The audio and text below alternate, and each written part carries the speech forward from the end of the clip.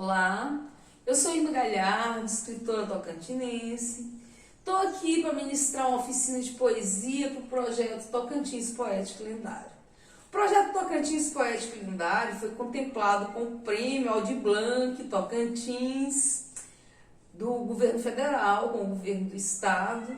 E hoje a gente faz essa oficina com muito carinho para você que é morador do município de Aparecida do Rio Negro. Então a gente vai falar de poesia, porque é importante para a humanização do ser, porque é importante que você estimule a criança próxima a você, seja seu filho, seu neto, seu aluno. É importante que essa criança se acostume com a linguagem poética desde cedo, porque dessa forma a gente está produzindo aquele cidadão. Sabe aquelas pessoas que a gente fala assim, quero um mundo melhor, um amanhã melhor? Então, esse amanhã melhor, ele precisa ser feito por pessoas especiais. Então, a gente tem que produzir essas pessoas especiais hoje para que elas possam fazer esse mundo melhor amanhã. Então, vamos plantar a sementinha da poesia aí nessas crianças próximas, porque a poesia, ela contribui para esse ser humano especial, tá? Para a formação dessa pessoa. Porque ela humaniza a pessoa, ela transforma a pessoa num ser mais sensível, mais empático, mais solidário. Uma pessoa que se preocupa com o meio ambiente, que se preocupa com a questão social, que se preocupa com um amanhã melhor. Então, vamos semear a poesia pelo mundo e a minha sugestão é que você comece falando para a criança sobre poesia, estrutura poética. Então, como é que você vai explicar isso para ela? Primeiro, você vai dizer que a poesia é sentimento, né? Que a poesia está em todos os lugares e em várias linguagens. Existe poesia na música, nas artes plásticas, na literatura, no voar de um pássaro, no olhar encantador. A forma escrita da poesia se chama poema. Então, poema é quando ele está no papel de forma escrita. O poema, a estrutura dele é em versos. Ele é escrito diferente dos outros textos, que a gente vai escrevendo, terminou a linha aqui, a gente continua escrevendo na outra linha, escreve. Não, o poema ele é escrito em versos, são linhas. Cada linha é um verso. A reunião dessas linhas, desses versos, se chama estrofe. Tem poemas com várias estrofes, tem poemas só com uma estrofe. E cada estrofe, ela pode ser formada com quantidade de versos que a inspiração do poeta permitir. Então, por exemplo, uma estrofe com 2 versos, ela se chama dístico. Não existe estrofe com verso porque estrofe é reunião de versos. Então, para reunião tem que ter pelo menos 2, né? Então, a gente começa falando do dístico. O dístico são 2 versos. Se a estrofe tiver 3 versos, se chama terceto. Se a estrofe tiver 4 versos, é um quarteto ou quadrinha.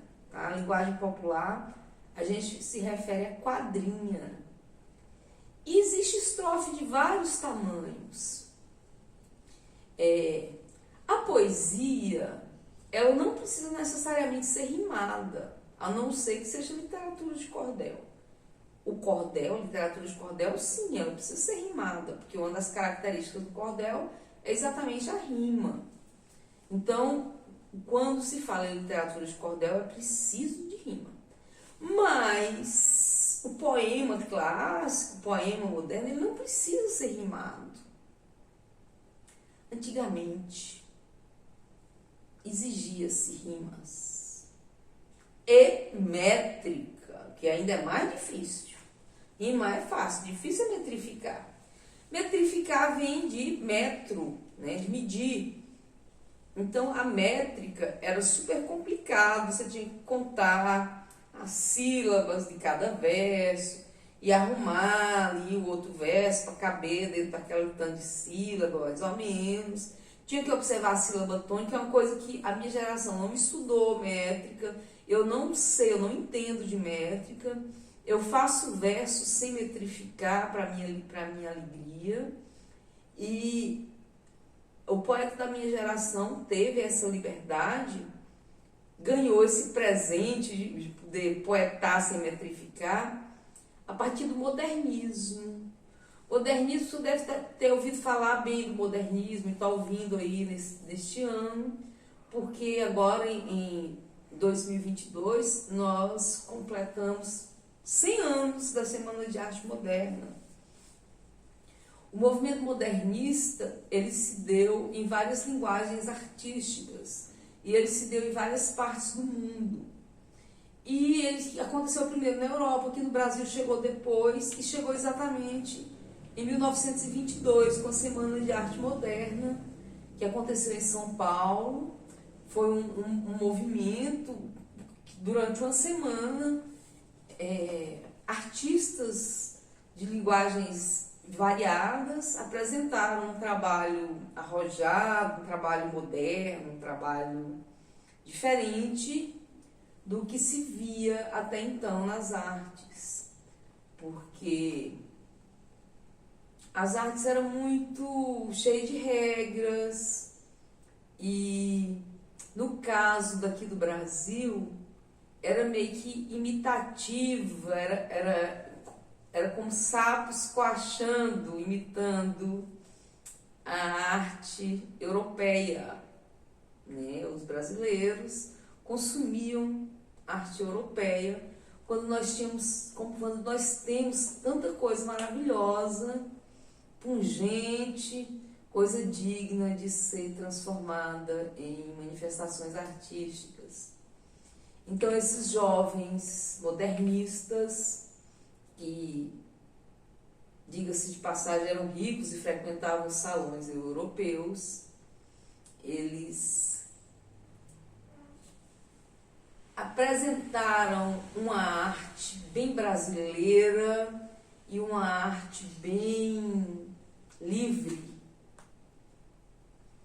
Então eles fizeram esse resgate da brasilidade nas nossas artes e jogaram por terra as regras. Então, na literatura, especificamente, a métrica e a rima foram abolidas e a brasilidade veio à tona, né? E quando eu falei de sapos coachando, tem um poema do Manuel Bandeira que se chama Os Sapos, que foi uma espécie de bandeira na Semana de Arte Moderna, porque esse poema foi declamado lá no salão do museu e faz uma referência exatamente à sociedade brasileira que ficava coachando como sapos e arremedando a cultura europeia, né? Então, não foi. Veja aí, né, depois no Google, coloca Os Sapos do Manuel Bandeira para você conhecer esse poema tão emblemático, esse poema que foi tão ilustrativo da semana. Então, para ver, gente, só fechar aqui um pouco sobre o modernismo, essa introdução aqui, eu vou falar o nome de alguns representantes do modernismo, os que mais sobressaíram, né? Os mais simbólicos: o Oswald de Andrade, o Mário de Andrade, a Anita Malfatti, Tarsila do Amaral, Menotti de Pitia. Menotti foi na escultura, Brecheret foi na escultura, Menotti acho que foi nas artes plásticas, a Tarsila nas artes plásticas, o Oswald ele na literatura e também no teatro, o Mário de Andrade também, E aí entrou Manuel Bandeira, né, com a poesia. O modernismo ele se deu em gerações. Então teve a primeira geração do modernismo, que são esses que eu estou dizendo aí. Teve a segunda geração do modernismo, que aí entra o Carlos Drummond de Andrade e outros. Teve a terceira geração do modernismo. Então, graças ao modernismo, a gente não precisa mais rimar, não precisa mais metrificar, a poesia pode viver livre, solta, indomada, como um cavalo selvagem, sem amarras, só vomitando arte, espalhando lirismo. Então, fazer poesia hoje é muito mais fácil do que antigamente. Você só precisa se emocionar e colocar essas emoções no papel. Lembrando que as emoções humanas são variadas, portanto, a poesia existe em suas variadas emoções, manifestações, porque são emoções. Então, existe poesia de dor, de amor, de riso, de alegria, de indignação, de denúncia, né? Poesia é sentimento. É isso que a gente tem que lembrar, é sentimento.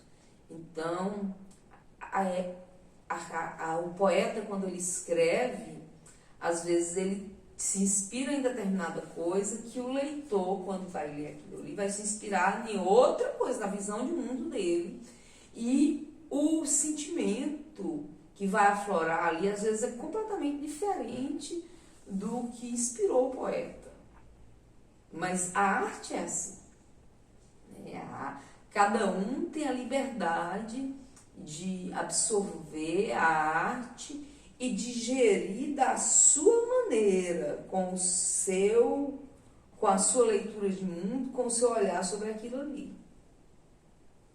Então, por isso que a arte é sublime, porque ela é simplesmente infinita, são infinitas as possibilidades de emoções. Em cada pessoa, ela suscita um sentimento diferente. E isso é maravilhoso. Né? A arte ela tem esse poder de transformar, ela tem o poder de impactar o ser humano. E tem um poeta que diz, que eu acho que é Ferreira Goulart, ele diz que a arte existe porque a vida não basta. Exatamente porque a arte é essa extrapolação de sentimentos, é essa, sabe, é esse agigantar-se do indivíduo. É quando o indivíduo explode, não aguenta mais conter todas aquelas emoções, todas aquelas coisas ali dentro dele, ele explode de uma forma artística e isso se transforma ou em literatura, ou em música, ou em teatro, ou em culinária, em qualquer uma das linguagens das artes. Então, você que está aí imbuído nessa missão de conduzir a criança próxima de você no caminho da poesia, no caminho da literatura, você pode começar falando isso aí, que eu, fazendo essa introdução do que é um poema, né, como é a forma do poema, ela é feita em versos, a reunião de versos são estrofes, pode existir estrofes de vários tamanhos. Hoje a poesia não precisa necessariamente ser rimada, ela pode ter versos livres, desde que ela não seja literatura de cordel. E você pode também falar que existiram poetas bem na antiguidade que escreveram versos que sobreviveram ao tempo, que estão aí até hoje nos emocionando, nos encantando, que são os poetas clássicos, né? O classicismo é o objeto clássico é aquele que sobrevive ao tempo, é aquele que em qualquer época ele é atual.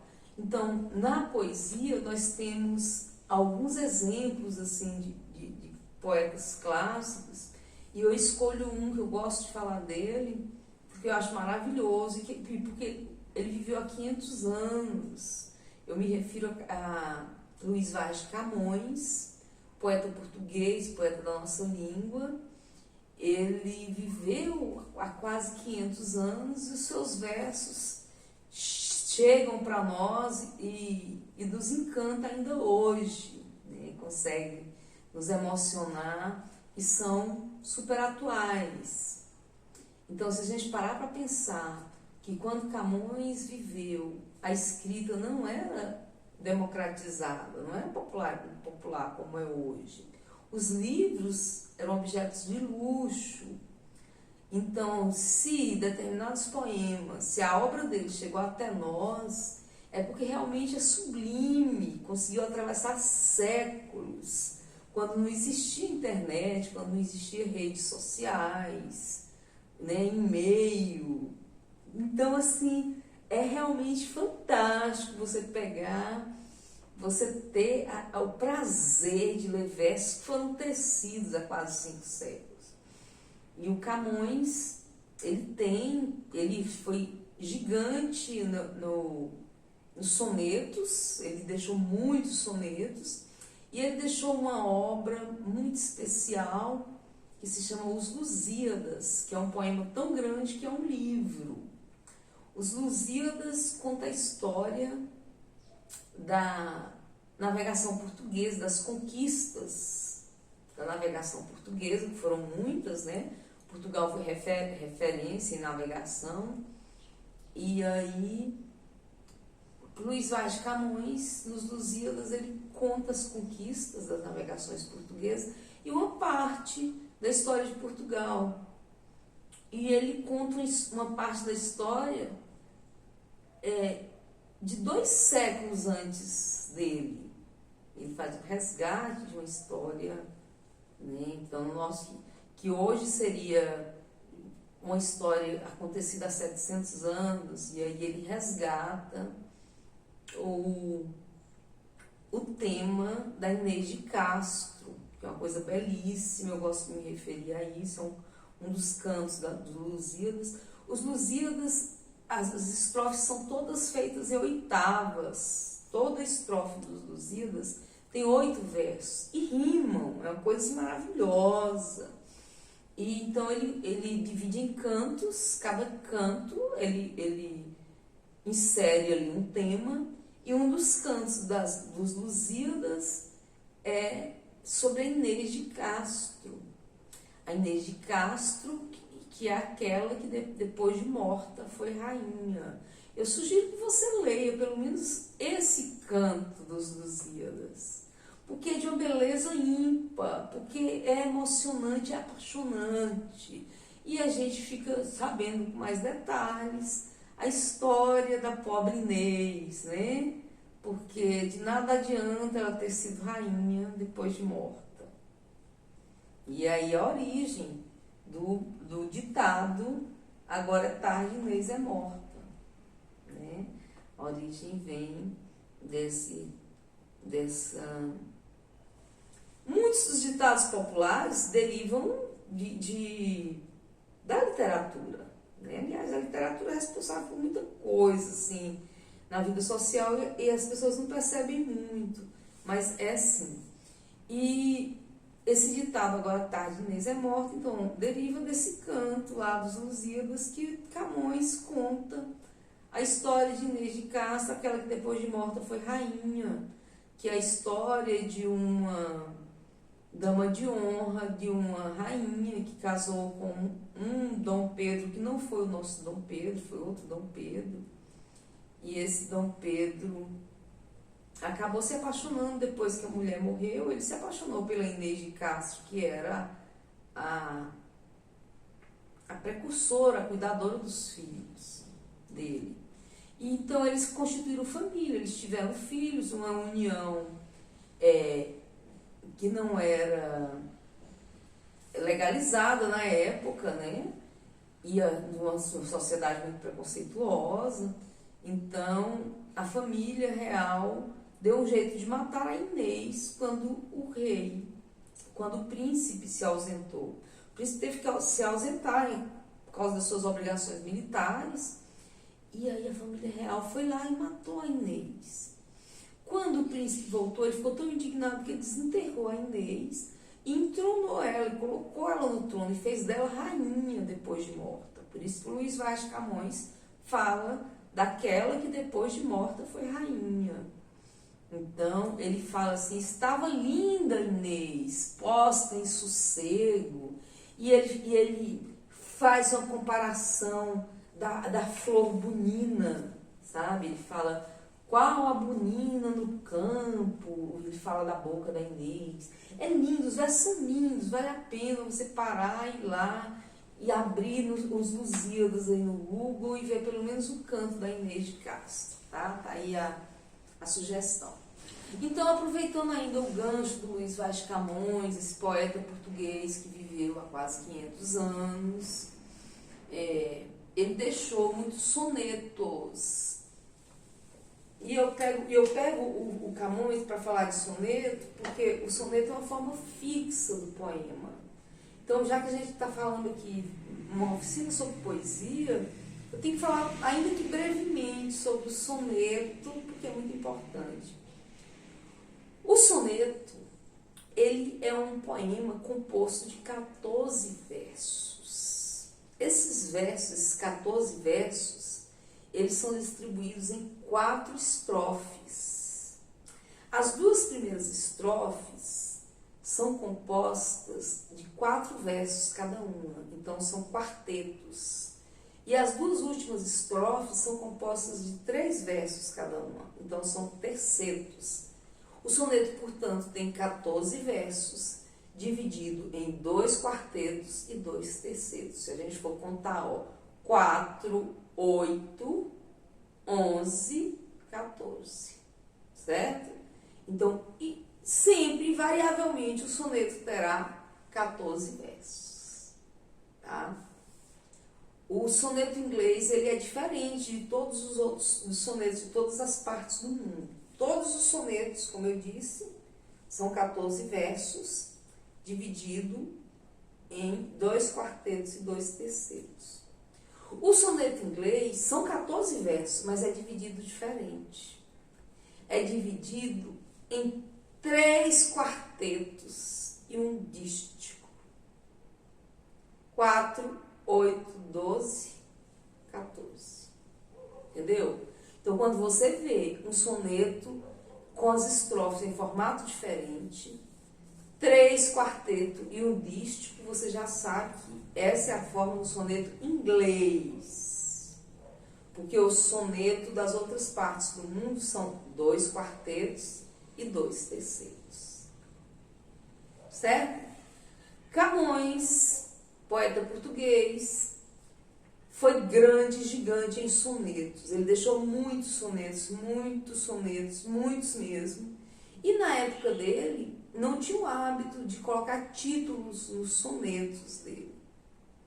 Então, os sonetos dele chegam para a gente com o título emprestado no primeiro verso de cada poema.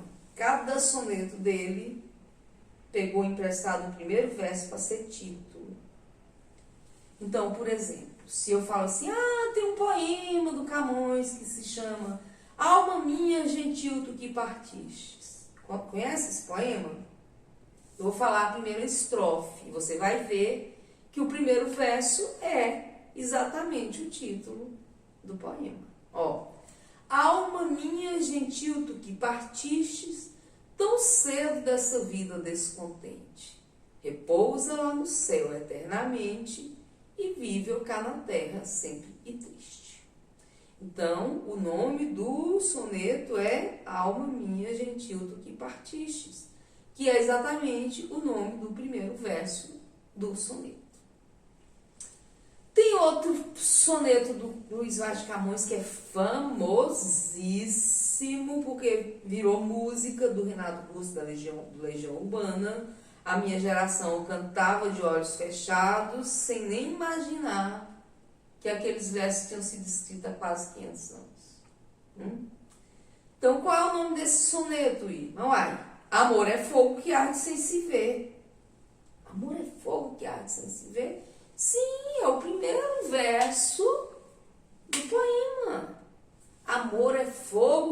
arde sem se ver, é ferida que dói e não se sente. É o não contentar-se de contente, é dor que desatina sem doer. Conhece essa música? Amor é fogo que arde sem se ver, é ferida que dói e não se sente. É o não contentar-se de contente, é dor que desatina. Eu sou ruim para cantar, por isso que eu falo verso. Mas tem uma parte dela que fala assim: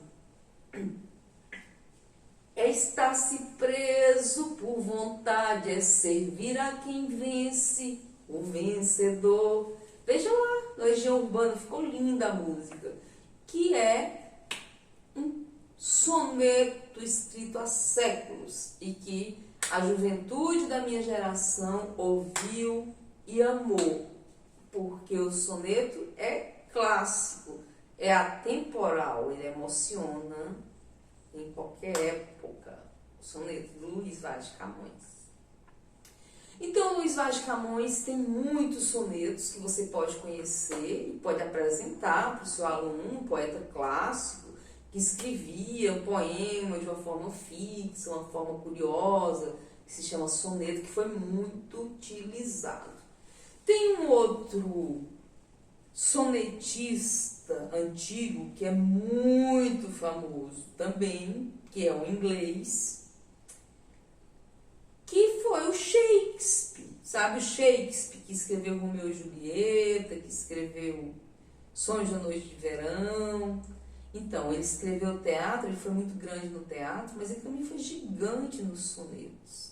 Ele deixou muitos sonetos, muitos.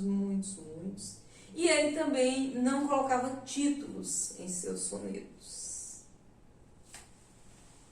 Mas os sonetos dele chegaram para a gente com números enumerados ao invés de título. Então, se você não fala título de soneto de Shakespeare, você fala número.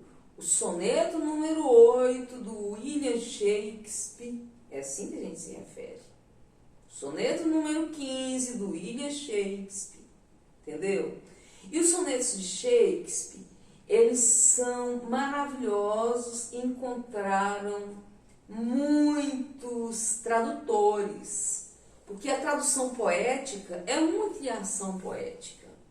Se a gente parar para pensar, principalmente os poemas da língua inglesa, porque a tradução inglesa, ela suscita muitas possibilidades, né? Uma palavra em inglês, ela dá ali vários significados. Você pode usar nessa situação, você pode usar, não é assim?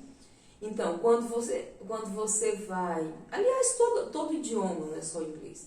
Então, quando você vai fazer uma tradução, aparece uma palavra, você tem a possibilidade de usar qualquer um dos sinônimos daquela palavra.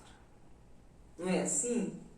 Mas você vai escolher aquele que dá certo com o que o poeta quis dizer. Então, é muito sentimento que se trabalha na hora da tradução de um poema. Você se coloca no lugar do poeta, você tem que absorver a aura, tem que entender aquele lirismo para você fazer as escolhas corretas das palavras, porque são essas palavras que vão transmitir os sentimentos contidos no poema. Se você não escolhe direito cada palavra, você pode não conseguir passar os sentimentos que o poeta quis passar, né?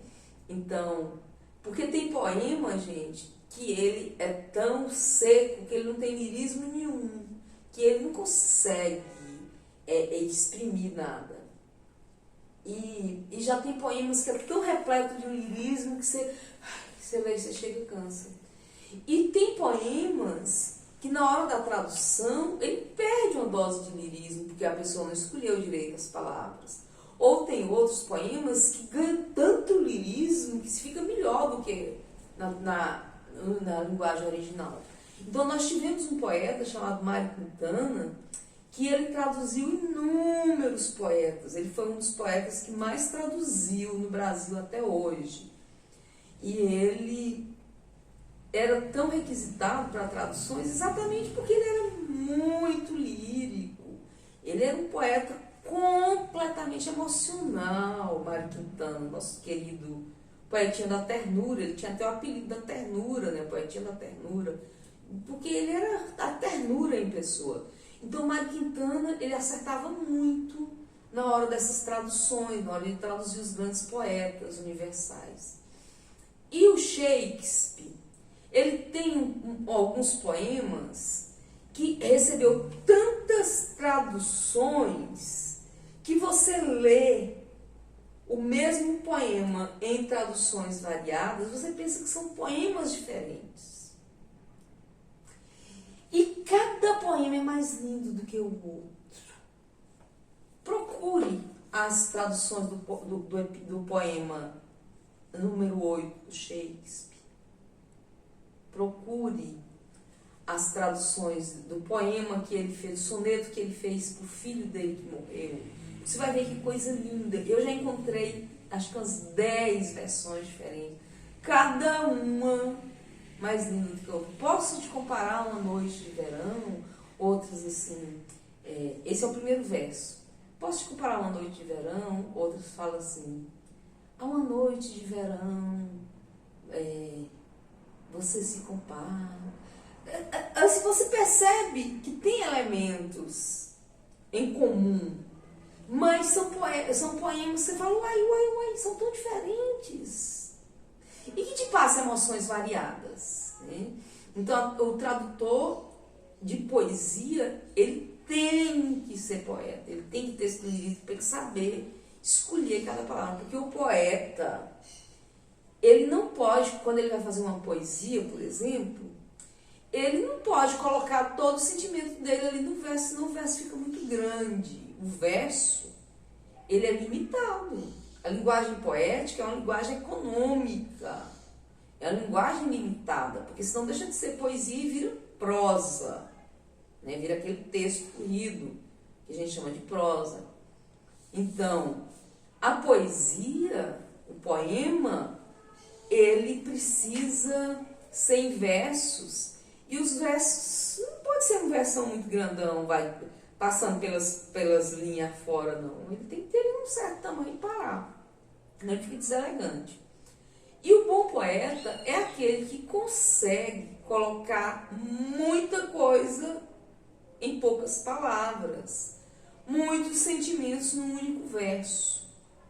Tem poeta que fala tanto num verso só, que você fala, urra, esse é mestre, né? Como que ele consegue me passar tanta coisa com tão poucas palavras? Então, esse é o bom poeta, é aquele que te faz ter emoções diversas com pouca coisa, porque cada palavra que está ali num poema, ela é escolhida cuidadosamente.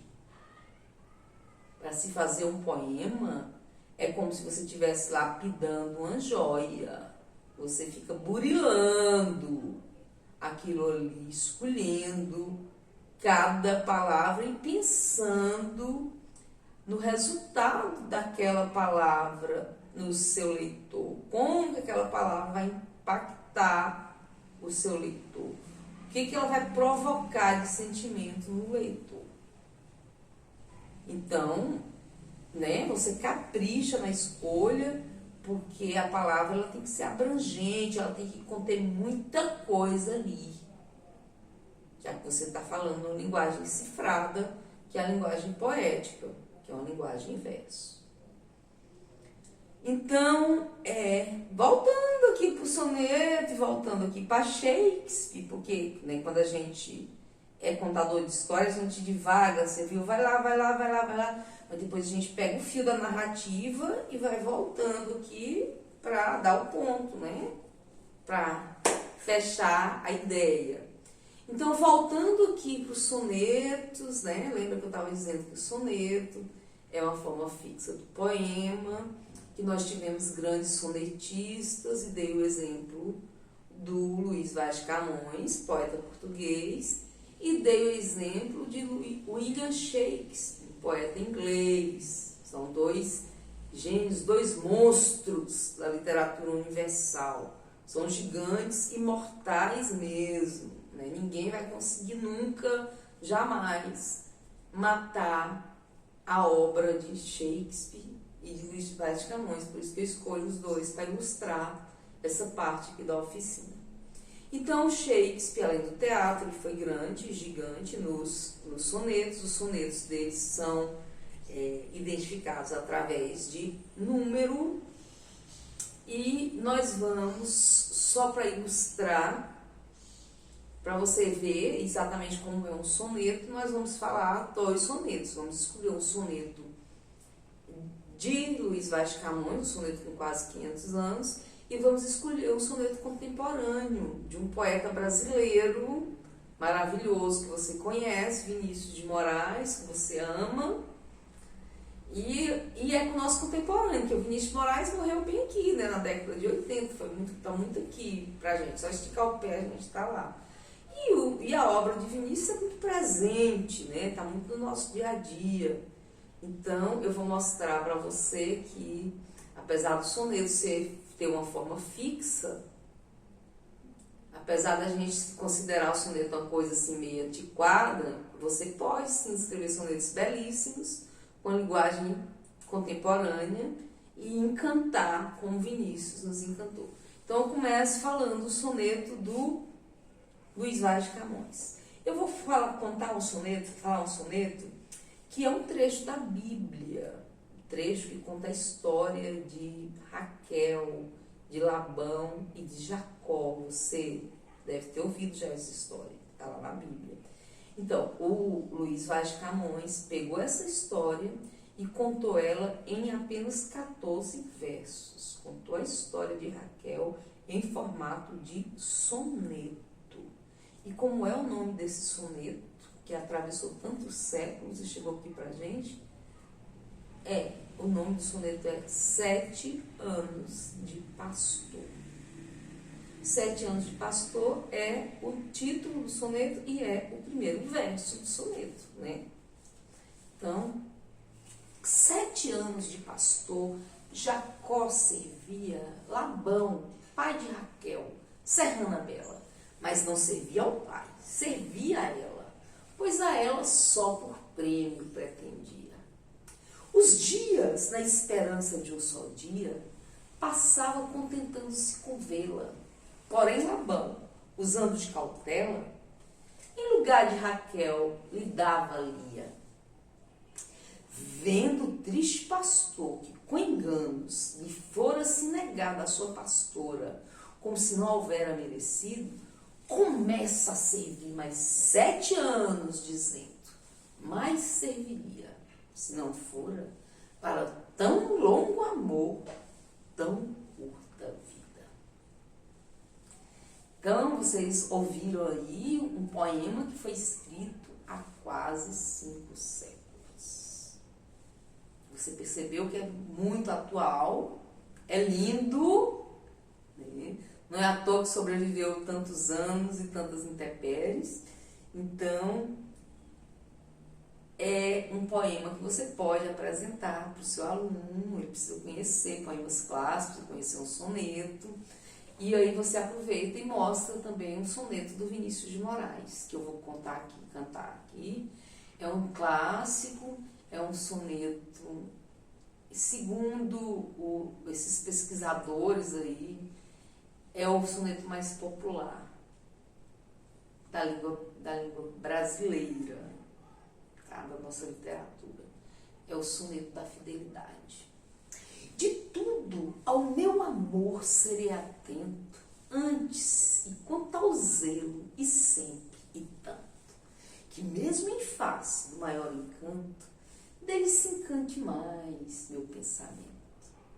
Quero viver em cada bom momento e em seu louvor e de espalhar meu canto, e meu riso e derramar meu pranto, ao seu pesar ou ao seu contentamento. E assim, quando mais tarde me procure, quem sabe a morte, angústia de quem vive, quem sabe a solidão, fim de quem ama, eu posso me dizer do amor que tive, que não seja imortal, posto que é chama, mas que seja infinito enquanto dure.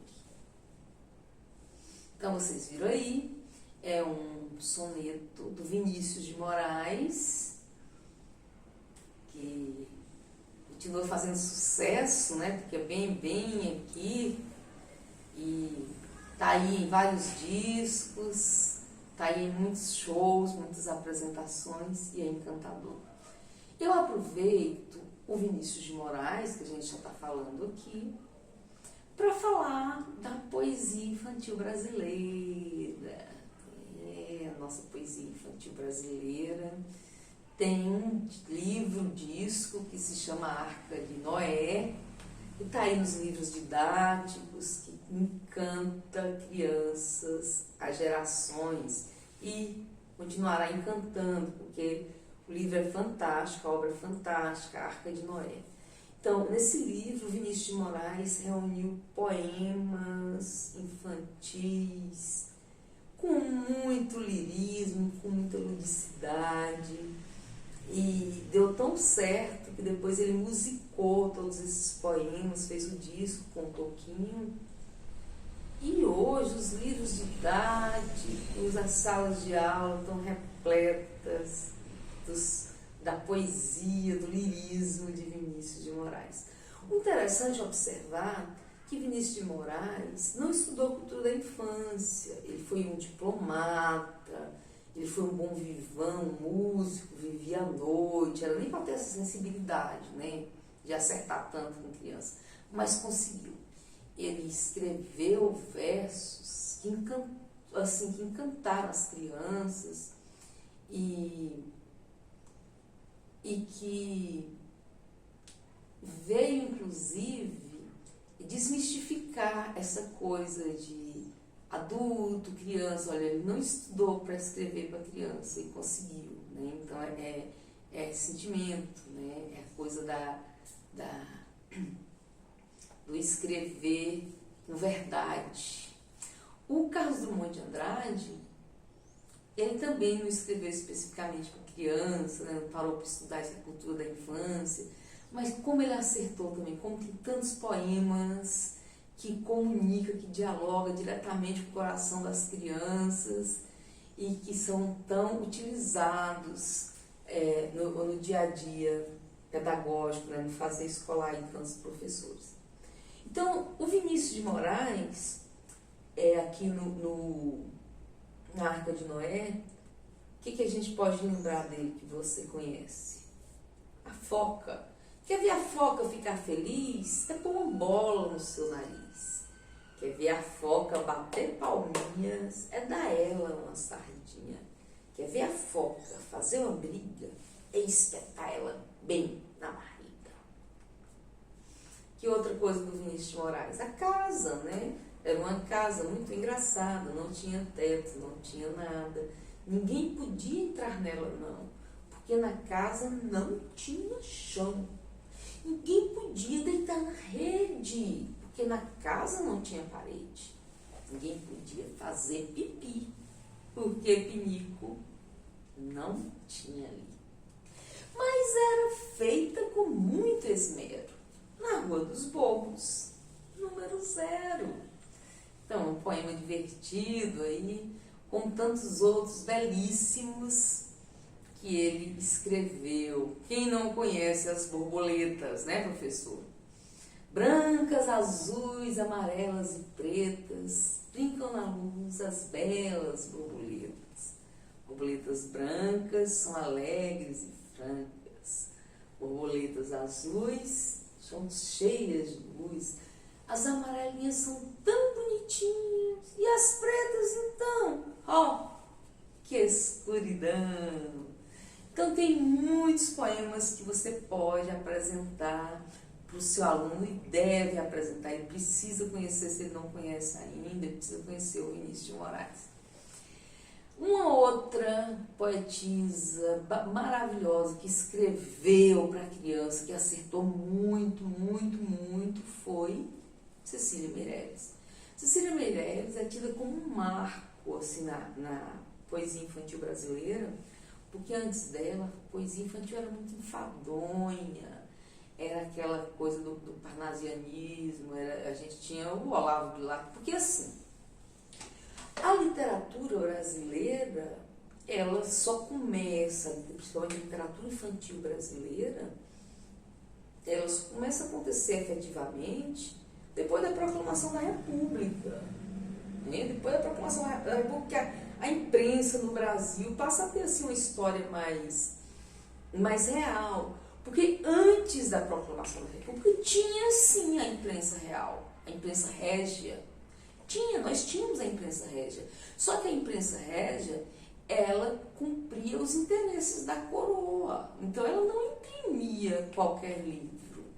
Ela imprimia a demanda, né, da coroa, os livros que eram importantes para a coroa, as notificações, as coisas que eram importantes pro Brasil Império. Com o advento da República, aí começa a considerar-se uma literatura brasileira, porque antes a literatura brasileira, para acontecer mesmo, ela era editada em Paris, né? Machado de Assis, por exemplo, ele mandava fazer os livros dele em Paris, porque não tinha como imprimir aqui no Brasil. A imprensa régia imprimia alguns brasileiros? Sim, imprimia, se fosse de interesse da coroa, se fosse amigo do rei, se fosse, entendeu? Então não sobrava para todo mundo. Então não existia essa literatura infantil. Com o advento da República, além de tudo, era preciso produzir uma literatura que fosse para os livros didáticos e que desenvolvesse o amor pela pátria e que fizesse com que os brasileirinhos passassem a amar aquele país que estava surgindo.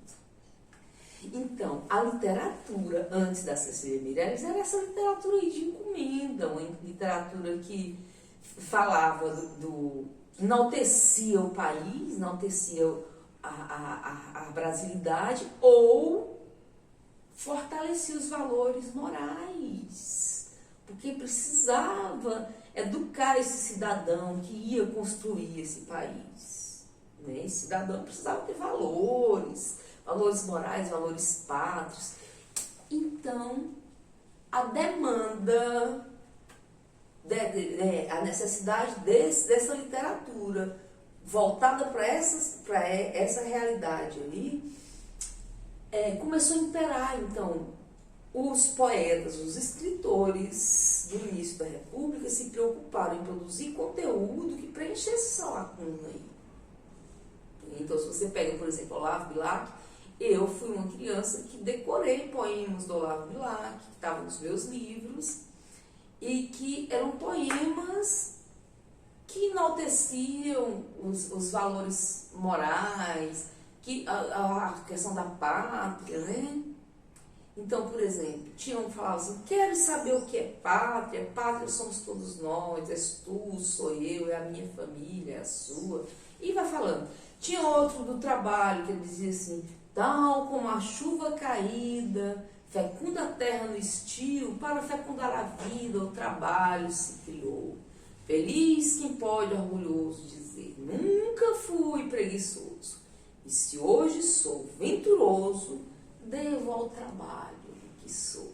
Então você observa que é um poema que está ali com o intuito de passar um valor moral, né? O respeito pelo trabalho, o apreço pelo trabalho. E Cecília Meirelles chegou e falou, não é assim não, gente, espera aí, literatura não tem que passar nada. A função da literatura é encantar, é entreter, é assustar, é chocar, não é passar valor moral. A literatura tem que existir pelo prazer, né? Ler por ler, não tem esse negócio de ficar lendo para aprender. Então, ela chegou com o livro O Isto, Aquilo, e que trouxe poemas que prezavam o lirismo, que prezavam a musicalidade, que prezavam o ritmo, a literação, a emoção, a ludicidade. Quais são esses poemas, por exemplo? Um poema que dá o nome do livro, dá o nome ao livro, né? Ou se tem chuva e não se tem sol, ou se tem sol e não se tem chuva, ou se calça a luva e não se usa o anel, ou se usa o anel e não se calça a luva, ou isso, aquilo, ou isso, eu vivo escolhendo o tempo inteiro. Então é um poema, né, usa bastante a literação ali, e é bem interessante. Esta menina tão pequenina quer ser bailarina, não conhece o dó nem o ré, mas sabe ficar na ponta do pé. Não conhece o mi nem o fá, mas inclina o corpo pra cá e pra lá. Roda, roda, roda com os bracinhos no ar, não fica tonta e nem sai do lugar. Põe na cabeça uma estrela e um véu e diz que caiu do céu. Essa menina tão pequenina quer ser bailarina, mas depois esquece todas as danças e vai dormir com as outras crianças. O que mais a gente pode lembrar da Cecília? Da Cecília Meirelles, maravilhosa.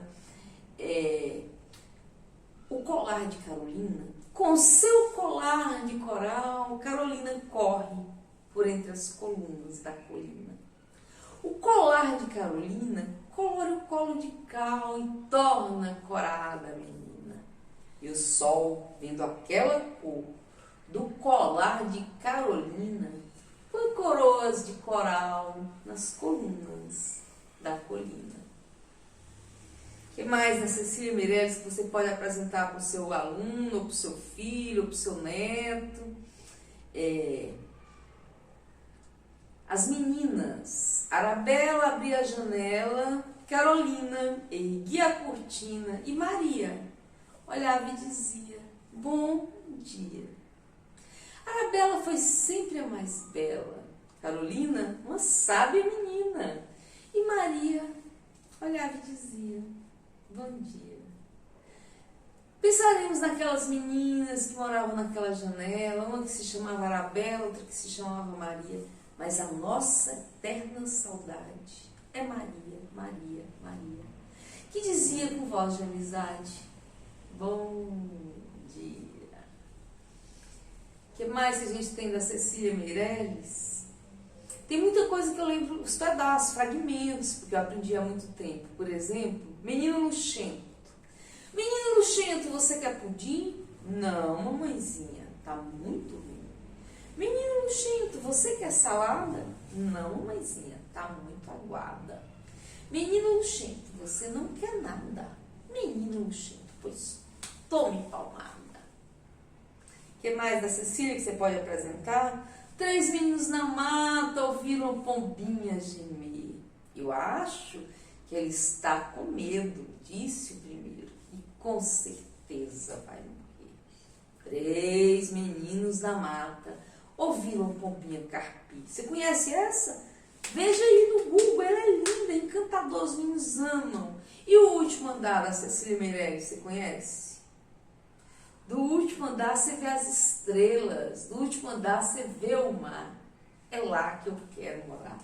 Todo o céu é mais bonito do último andar. Veja, lindo, lindo, lindo, lindo o último andar. O que mais que a gente vê da Cecília? Tanta coisa, né, gente? E quem me compra um jardim com flores, borboletas de muitas cores, leilão de jardim, perfeito, né, da Cecília Meirelles. A chácara do Chico Bolacha, o que se procura nunca se acha. Dizem que na chácara do Chico só tem mesmo chuchu e um cachorrinho coxo que se chama Caxambu. É linda também a chácara do Chico Bolacha, veja lá, e tantas outras. É muito se a gente for ficar falando. Cecília Meirelles, que para criança a gente não para mais. Eu preciso saber quantos minutos ainda falta para a gente poder escolher quais os outros. Já passamos 55 minutos? Olha, só temos mais 5 minutos, então não vamos poder falar muito. Então, nós falamos rapidamente da Cecília e do Vinícius. O Vinícius tem um poema que é A Porta.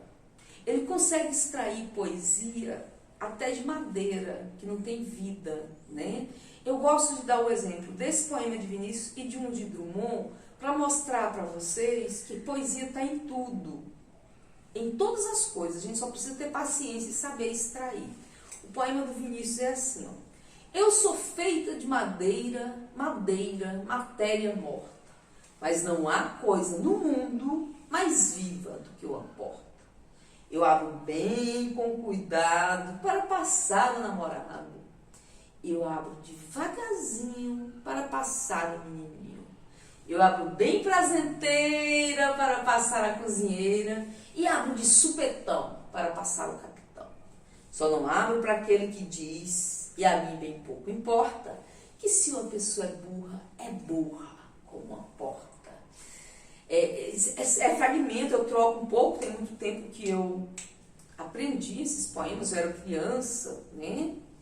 E eles ficaram, tá, professor? Se você for professor, eu aprendi esses poemas lá na minha escola, quando eu fazia a 2ª série primária, que hoje é o 3º ano.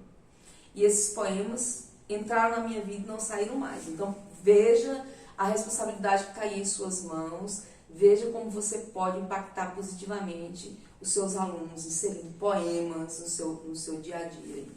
Tá. Então, eu mostrei esse poema do Vinícius extraindo poesia da madeira morta, da porta. Tem um poema de Carlos Drummond de Andrade. Carlos Drummond de Andrade é o maior poeta brasileiro. Ele já morreu, mas pra gente ele não vai morrer nunca, né? O Carlos Drummond de Andrade é aclamado pela crítica literária como um poeta maior, é o nosso gigante. E ele tem um poema bem emblemático, um poema que recebeu muita crítica na época, que se chama A Pedra. Tinha uma pedra no meio do caminho tinha uma pedra no meio do caminho. Jamais me esquecerei daqueles dias na vida das minhas retinas tão fatigadas. Tinha uma pedra no meio do caminho tinha uma pedra. Então, ele utilizou a metáfora da pedra. O que é metáfora? É comparação, né? Quando você quer falar uma coisa, mas na linguagem poética vai ficar muito grande, ou não vai ficar tão bonito, você compara, você usa outra palavra para comparar. Então, por exemplo, se você quiser falar assim, aquela pessoa ali, olha, ela fala tão bem, ela é tão maravilhosa, ela tem um encantamento, ela tem tanto carisma. Ao invés de falar tudo isso, você fala, meu professor brilha como o sol. Meu professor é o sol. Pronto, ninguém brilha mais do que o sol, né? Então você falou tudo o que você queria falar. Você usou a metáfora do sol. Você comparou seu professor encantador com o sol. Então isso é metáfora. O Carlos Drummond usou a metáfora da pedra. Ele comparou a dor que ele estava sentindo com a pedra no meio do caminho. Ele usou a metáfora da pedra para falar de uma dor muito insuportável que ele estava sentindo, que foi a perda de um filho. Então, por isso que ele repetia essa pedra ali no meio do caminho, essa pedra, porque era uma dor absurda e ele não conseguia exprimir aquilo de outra forma. Era como se tivesse uma pedra gigante atrapalhando ele. Então, se o Carlos Drummond conseguiu tirar a poesia até de uma pedra e Vinícius de Moraes conseguiu tirar a poesia até de uma porta, todo mundo consegue tirar a poesia de qualquer coisa, né, gente? Vamos extrair poesia de tudo. Professor, vamos estimular o seu aluno a extrair poesia das coisas. Pensando nisso e pensando nessa oficina que eu já ministro há muito tempo, eu fiz uns versos que se chamam Poesia em Tudo. E eu dou o exemplo exatamente do Carlos Drummond de Andrade com a pedra e do Vinícius de Moraes com a porta. Eu falo assim, ó, a poesia está em todo lugar, só não vê quem não sabe olhar. O poeta não tem pressa, a criança também não. Para eles, a poesia brota como brotam as flores do chão. Drummond viu poesia até na pedra que havia no meio do caminho. Vinícius viu poesia até na porta que é feita de madeira morta. Aí tem o restante do poema, que eu não vou falar todo agora, porque a gente já está com o tempo esgotado.